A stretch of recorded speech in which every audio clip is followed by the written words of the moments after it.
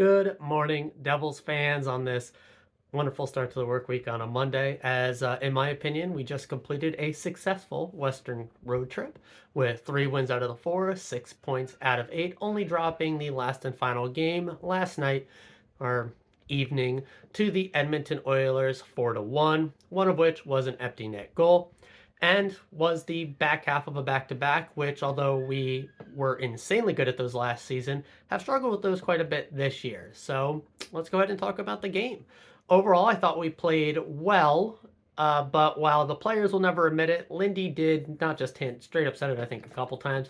There was a bit of fatigue in our game, just didn't quite have that extra step. And when you're playing against a team with the speed and tenacity, especially with how they've been playing lately, of the Edmonton Oilers, those little microsecond differences are all that really matters in the end. We got a little lucky, but we also got unlucky, is one way to put it, with the opening goal that wasn't, Connor Brown's first goal that wasn't, the goaltender interference, which I agree absolutely was goaltender interference. I know people think that this rule is very hard to understand. It's not. Are you and the goalie in the blue paint and make contact, no matter how small or almost insignificant, is goaltender interference. Are you outside of the blue paint and make contact, almost, no matter how significant, it's not goaltender interference. And that's really just all it is. In this case, Kane went to go behind Schmid, makes contact in the blue paint, puck goes into the net, no goal, goaltender interference. Now, Edmonton does go on to score the next three. I thought on the whole, 5-on-5, we were okay. I think both teams were actually fairly lethargic there in the first. Edmonton took over a bit more, especially in the second. And then we did come back with a little bit of effort there in the third, at least in the back half of the third, to make it somewhat interesting, but unfortunately never really made it close. So the first goal that ended up mattering for Edmonton is one that really Akira's got to have. He left his post on his left side, and the puck squeezes in. It's just not a great goal to give up. They happen, but still just, given the circumstances and the pace of play up to that point, especially when we got the call back on the goaltender interference earlier on the period, I think there was just over a minute left in the first when that goes in, so that was a real killer. Not a killer, but it was a real stinker going into the locker room, ending the first that way. You should be able to survive those type of goals. I mean, on the whole, Akira was basically dead even for expected saves. So he did his job essentially. But when you actually, look at the ones that did go in, it was just unfortunate. The thing is he made some really good saves on some shots that probably should have went in. Some big saves against Draisaitl and McDavid, both slot shots, one-timers, power play, all that stuff he did really, really well. So the fact that two of these goals were really just kind of stinkers, in my opinion, it bites a little bit, but hey, you can't complain too much on it. Their second goal, the power play goal, and that really is what I think was the difference maker. Their power play, well, our penalty kill, for the most part, we give them way too many power plays. The penalty kill actually did a pretty good job against this deadly power play. They still got the one, and ours didn't. Now, I thought our top power play unit actually looked pretty good. They did the usual. They moved stuff around. They got set up. They had chances. Picard made some great stops, and the puck just didn't find the back of the net. We're at 3 games in a row, the longest streak of the season when he's been healthy, for Jack Hughes to not have a point. So that's got to turn around here at some point as well. But the fact we won 2 of those 3 with no Jack Hughes point, again, that is a very good sign, because I'll talk about this in a second. Let's talk about the Edmonton third goal. Not much to say there. Kira leaves the net, doesn't make the quick decision to move it up the boards. Instead, he just kind of holds it there. Devils go into support. They don't get the puck. Easy pass up to the front, tap in for McDavid, 3-0. And Akira put a lot of blame on himself in this one in the post-game interview. And I don't think he should be too hard on himself. Yeah, the first goal he probably should have. The second goal coming from Bouchard, being an absolute bomb by him, almost 100 miles per hour. Ruff talked about how that's a shot they were really trying to prevent from ever even getting off of his stick. The one time he gets it, he just wires it in, and he has made a name for himself doing that from last season and this season, and you can see why. I don't get upset at power play goals. Probably McLeod needed to play that one a bit higher up when I was rewatching the coverage. I thought he kind of came down to take the cross ice passing play away.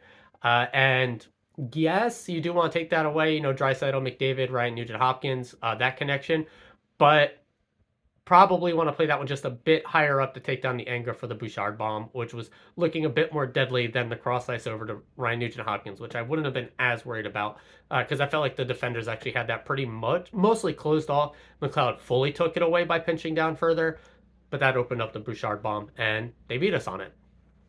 Third goal, like I said, the Akira leaves the net and tap and goal.